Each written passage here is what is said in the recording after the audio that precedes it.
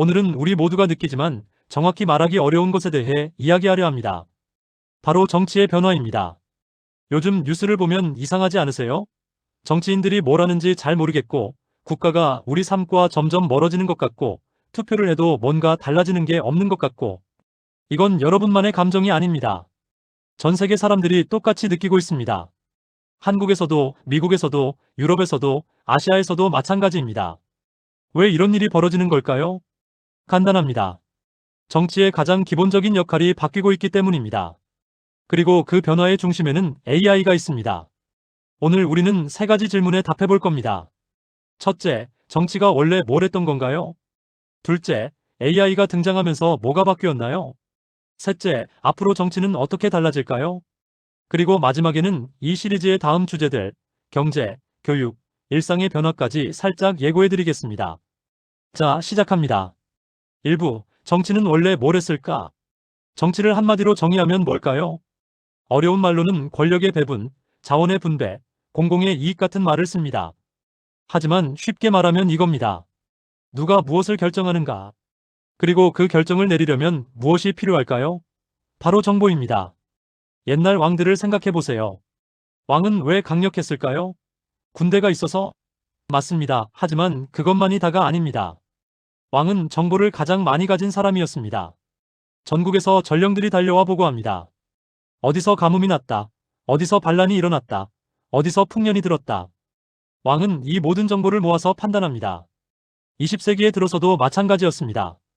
정부는 통계청을 만들고 정보기관을 세우고 연구소를 운영합니다.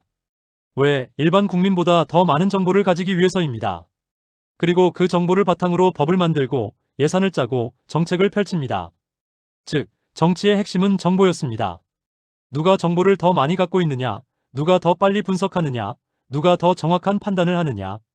이것이 좋은 정치인과 나쁜 정치인을 가르는 기준이었습니다. 그런데 2025년 지금 뭔가 이상한 일이 벌어지고 있습니다. 2부, AI가 정보의 주인이 되다. 2024년 12월 미국 정부는 놀라운 보고서를 발표했습니다. 연방정부 37개 기관이 AI를 사용하는 사례가 1757건이라고 밝혔습니다. 2023년에는 710건이었는데 1년 만에 2배 이상 증가한 겁니다. 이게 무슨 의미일까요? 구체적인 예를 들어볼게요. 미국 노동부는 AI 비서를 도입했습니다. 공무원들이 계약서나 구매 관련 질문을 하면 AI가 즉시 답변합니다. 며칠 걸리던 일이 몇 분으로 줄었습니다. 미국 특허청은 AI로 특허 심사를 합니다. 새로운 특허 신청이 들어오면 AI가 관련 문서를 찾아서 심사관에게 제공합니다. 사람이 일일이 찾는다면 몇 시간 걸릴 일을 AI는 몇 초 만에 해냅니다. 영국 국민건강보험 NHS는 AI로 폐암을 진단합니다. 정확도가 45% 향상되었습니다. 더 많은 환자가 조기에 발견되어 생명을 구할 수 있게 되었습니다. 싱가포르 정부는 센스LLM이라는 AI 챗봇을 만들었습니다. 정부 데이터베이스에서 필요한 정보를 즉시 추출해서 정책 담당자에게 제공합니다. 칠레는 이미 100개 이상의 AI 시스템을 공공 서비스에 활용하고 있습니다. 자, 여기서 중요한 질문입니다. 정부가 AI를 쓰는 건 좋은 일 아닌가요? 더 빠르고 더 정확하고 더 효율적이잖아요? 맞습니다. 좋은 일입니다. 하지만 동시에 큰 변화이기도 합니다. 왜냐하면 정치의 가장 중요한 역할이었던 정보 수집과 분석을 이제 AI가 하기 때문입니다. 정치인이 똑똑해서 좋은 정책을 만드는 게 아니라 AI가 데이터를 분석해서 좋은 정책을 제안합니다. 정부가 국민보다 더 많이 알아서 결정하는 게 아니라 AI가 모든 데이터를 분석해서 결정을 돕습니다. 그렇다면 질문이 생깁니다. 그럼 정치인은 뭘 해야 하나요? 3부, 민주주의는 괜찮을까? 2024년은 특별한 해였습니다. AI 선거의 원년이라고 불립니다. 미국, 인도, 유럽, 한국을 포함해 수십억 명이 투표하는 선거가 AI의 그림자 아래에서 치러졌습니다. 어떤 일들이 벌어졌을까요? 예일대학교는 흥미로운 실험을 했습니다. AI가 쓴 정치 주장과 사람이 쓴 주장을 섞어서 사람들에게 보여줬습니다. 결과는 사람들은 둘을 구별하지 못했습니다. 더 놀라운 건 사람들이 이건 AI가 쓴 거예요 라고 알려주면 오히려 그 주장을 덜 신뢰한다는 사실입니다. AI라는 이유만으로요. 하지만 연구자들은 경고합니다. 이 편견은 곧 사라질 겁니다. AI가 일상에 깊숙이 들어오면 사람들은 AI를 의심하다가 수용하고 결국 의존하게 될 겁니다. 딥페이크 영상도 문제입니다. 2024년 미국 선거에서는 유명 정치인들의 가짜 영상이 수없이 만들어져 퍼졌습니다. 어떤 건 진짜 같아서 전문가도 구별하기 어려웠습니다. 카네기 국제평화재단은 이렇게 말했습니다. AI는 언어를 이해하고 콘텐츠를 자율적으로 만드는 최초의 기술입니다.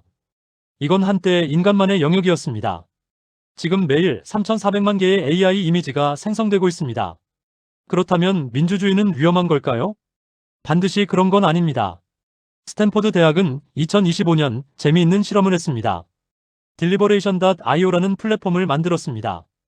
AI가 시민 토론을 돕는 시스템입니다. 결과는 놀라웠습니다. 참가자들은 타협할 의지가 높아졌고 만족도가 올라갔으며 자신의 목소리가 존중받는다고 느꼈습니다. AI가 직접 결정하는 게 아니라 시민들이 더 나은 대화를 나누도록 도운 겁니다. 즉, AI는 민주주의를 무너뜨릴 수도 있고 강화할 수도 있습니다. 그것은 우리가 어떻게 설계하느냐에 달려 있습니다. 하지만 한 가지는 분명합니다. 예전처럼 할 수는 없다는 겁니다. 사부, 국가의 역할이 바뀐다. 그렇다면 앞으로 국가는 무엇을 해야 할까요? 2024년 전 세계는 동시에 움직이기 시작했습니다. 유럽평의회는 인류 역사상 최초로 법적 구속력이 있는 AI 국제조약을 만들었습니다. 41개국이 서명했습니다. 미국, 영국, 일본, 캐나다가 포함됩니다. 이 조약의 핵심은 간단합니다. AI는 인권, 민주주의, 법치를 존중해야 한다. 아프리카 연합도 대륙 차원의 AI 전략을 발표했습니다. 이유는 AI 법안을 통과시켰고 2024년 8월부터 시행에 들어갔습니다. 왜 전 세계가 동시에 움직일까요? 변화가 너무 빠르기 때문입니다. 한 나라만 준비해서는 안 됩니다. 모두가 함께 준비해야 합니다. 그리고 그 변화의 핵심은 이겁니다. 국가는 더 작아지고 개인은 더 강해집니다. 무슨 말일까요? 과거의 국가는 모든 것을 통제했습니다. 무엇을 먹을지, 어디서 일할지, 무엇을 배울지 국가가 결정하고 개인은 따랐습니다. 미래의 국가는 다릅니다. 국가는 플랫폼이 됩니다. 개인이 더 나은 선택을 할 수 있도록 도구와 정보를 제공하는 존재입니다. 구체적인 예를 들어볼게요. 2025년 미국 정부는 메타의 라마 AI 모델을 모든 연방기관에 무료로 제공하기로 했습니다. 모든 공무원이 AI를 사용할 수 있게 된 겁니다. 납세자 부담 없이요. 프랑스 정부는 2024년 알베르라는 AI를 개발했습니다. 공공행정 직원들이 시민 요청에 더 빨리 응답하도록 돕습니다. 규정을 검색하고 요약을 작성하고 정확한 정보를 제공합니다. 포르투갈의 AI 비서는 정부 웹사이트 5,000페이지 이상에 통합되어 있습니다. 2025년에는 예약 일정 기능까지 추가됩니다. 피닉스시는 MyPHX311이라는 앱을 만들었습니다. 시민들이 스페인어와 영어로 질문하면 AI가 즉시 답변합니다. 수도 요금 납부, 쓰레기 신고, 가로등 고장 신고, 공공기록 요청까지 모두 앱으로 할 수 있습니다. 케임브리지시는 AI로 교통체증을 줄입니다. 실시간 데이터를 분석해서 신호등 타이밍을 조정합니다. 이게 새로운 국가의 모습입니다. 명령하지 않습니다. 돕습니다. 통제하지 않습니다. 가능하게 합니다. 국가의 무게는 줄어들지만 개인의 역량은 폭발적으로 커집니다. 하지만 여기에는 위험도 있습니다. 2025년 초 미국에서는 정부 효율성부, 일명 도지가 논란이 되었습니다. 사이버 보안 전문가가 의회에서 증언했습니다. 보안 프로토콜이 위험할 정도로 불충분합니다. 시민 정보가 해커와 왜곡에 노출될 위험이 있습니다. AI는 도구입니다. 그 자체로 좋지도 나쁘지도 않습니다. 누가, 어떻게, 왜 사용하느냐가 전부입니다. 5부, 정치의 새로운 역할. 그렇다면 미래의 정치인은 무엇을 해야 할까요? 과거의 정치인은 정보 수집가였습니다. 지금의 정치인은 가치 조정자가 되어야 합니다. 무슨 뜻일까요? AI는 데이터를 분석합니다. 하지만 AI는 왜를 답하지 못합니다. 예를 들어볼게요. AI는 이렇게 말할 수 있습니다. 이 정책을 시행하면 경제 성장률이 2% 올라갑니다. 하지만 AI는 이렇게 물어보지 않습니다. 그런데 그게 정말 우리가 원하는 건가요? 경제가 성장하지만 환경이 파괴된다면? 일부만 부유해지고 대부분은 가난해진다면? 이런 질문은 인간만이 할 수 있습니다. 그리고 정치인의 역할은 이런 질문에 답하는 겁니다. 미래 정치는 속도가 아니라 방향입니다. 정확성이 아니라 의미입니다. 2024년 AI 민주주의 가치 인덱스는 놀라운 사실을 밝혔습니다.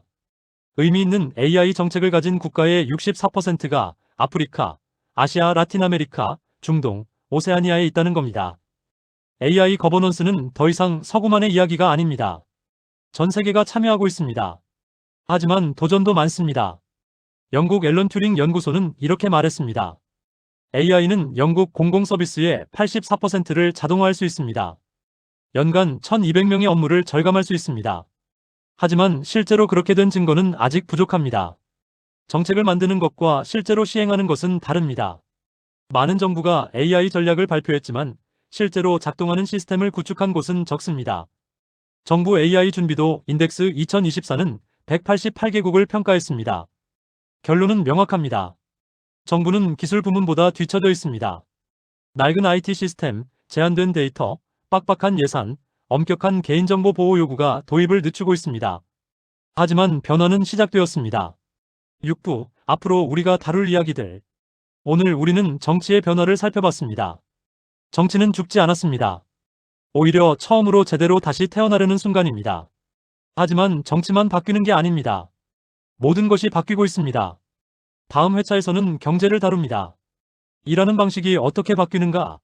돈을 버는 방식은? 회사의 개념은? 직장의 의미는? AI 시대에 살아남는 직업은 무엇이고 새로 생겨나는 직업은 무엇인가? 그 다음에는 교육입니다. 학교는 무엇을 가르쳐야 하는가?